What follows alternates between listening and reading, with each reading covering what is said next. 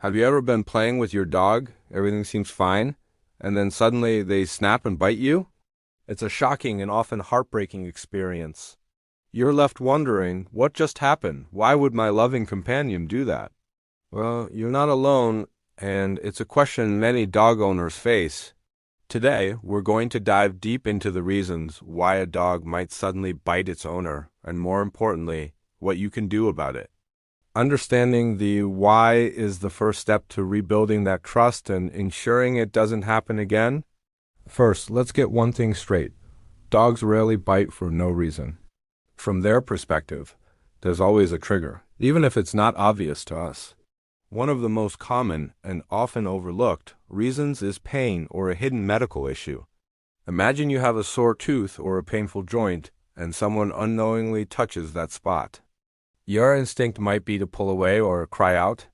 A dog's reaction can be a snap or a bite.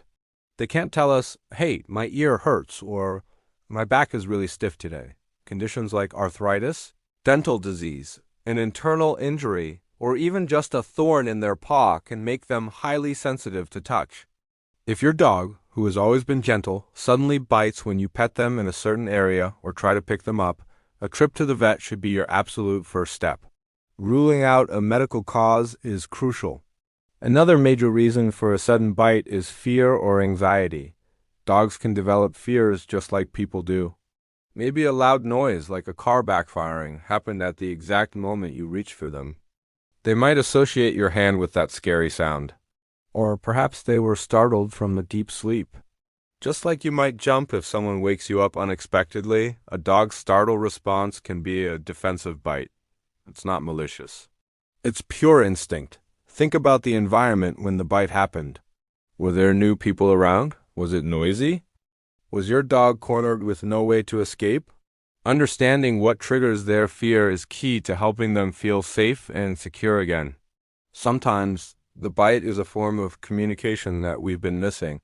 Dogs give us a lot of warning signals before they bite. They might yawn, lick their lips, show the whites of their eyes, what's called whale eye, or their body might get stiff. They might even let out a low growl.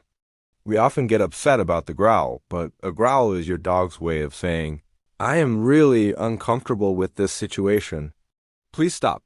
If we ignore or even punish these warnings, the dog learns that their polite requests are useless. So what's left?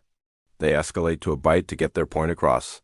It's like they've been trying to whisper, and when we didn't listen, they had to shout. This is often seen in what's called resource guarding. Resource guarding is when a dog becomes protective over something they value.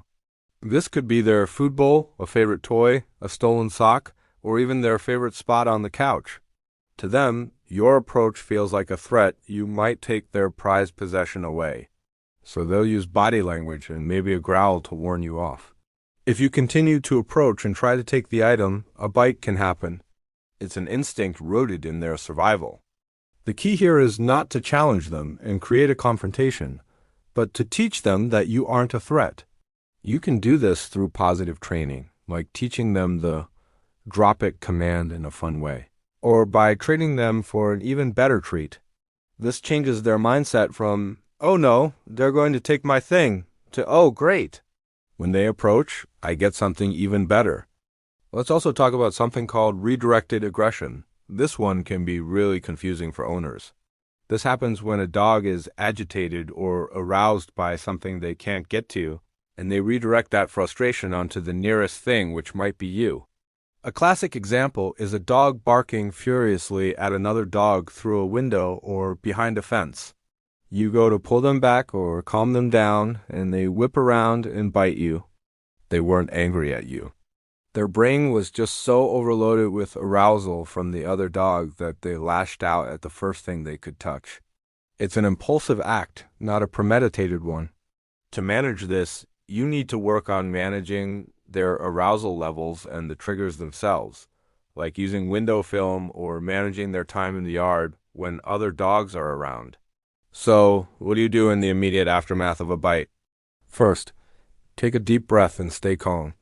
Your own panicked or angry reaction will only make the situation more stressful for your dog. Safely separate yourself from the dog to give both of you space. Tend to your wound immediately. Even minor dog bites can get infected, so it's important to wash it thoroughly and seek medical advice. Don't punish the dog.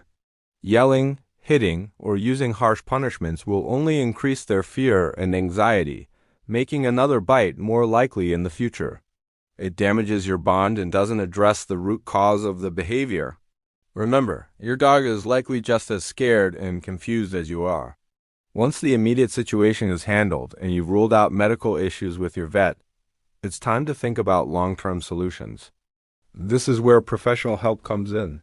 I cannot stress this enough. If your dog has bitten, please seek guidance from a certified professional dog trainer or a veterinary behaviorist. Look for someone who uses positive reinforcement methods. They can help you identify the specific triggers and create a safe, effective behavior modification plan tailored to your dog's needs. They'll give you the tools to rebuild trust and communication. This isn't a sign of failure on your part. It's a sign of responsible and loving dog ownership. Rebuilding your relationship will take time and patience. It's about relearning how to read your dog's body language and respecting their boundaries. It's about creating positive associations and managing their environment to set them up for success. You might need to change how you approach them, how you handle their food or toys, or how you manage interactions with visitors or other animals. Every small positive interaction helps to rebuild that bridge of trust. Celebrate the small victories. The goal is a happy, confident dog and a safe, loving home for everyone. A bite can be a turning point, an urgent message from your dog that something needs to change. By listening, understanding, and getting the right help, you can answer that call and make your bond stronger than ever. Thank you for watching, and be sure to subscribe for more insights into understanding our amazing canine friends.